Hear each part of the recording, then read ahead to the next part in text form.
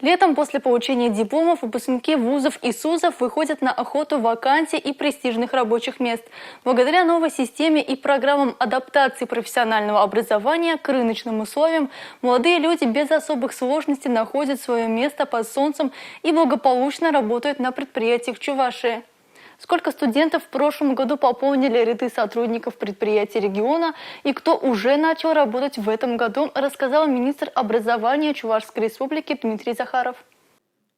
В 2023 году техникумы, колледжи и вузы региона выпустили более 7600 квалифицированных рабочих и специалистов среднего звена и практически столько же специалистов с высшим образованием. Уже по предварительным данным, на сегодняшний день 27% выпускников трудоустроены, из них 26% в Чувашской республике. Подготовка специалистов с высшим образованием ведется в 12 вузах, в которых обучается почти 35 тысяч студентов.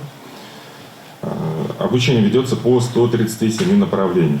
Также на еженедельной планерке Дмитрий Захаров привел цифры по трудоустройству выпускников в прошлом году. В 2022 году техникумы, колледжи и вузы выпустили более 1600 квалифицированных рабочих, свыше 5300 специалистов среднего звена и около 7400 специалистов с высшим образованием. На сегодняшний момент трудоустроены и работают 74% выпускников СПО, из них в Чувашской республике 67,2%.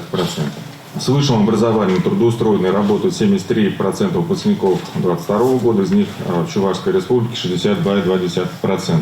Надо отметить, что часть выпускников уходит в армию, потом они после срочной службы возвращаются и, соответственно, продолжают свою трудовую деятельность. В республике работают 23 профессиональные образовательные организации, которые готовят специалистов по 128 программам среднего профессионального образования, в том числе по 34 профессиям и 94 специальностям. Такие программы реализовывают также 7 вузов Чувашии. Всего по ним обучаются более 30 тысяч студентов. Сергей Качинский, Павел Юритков, Республика.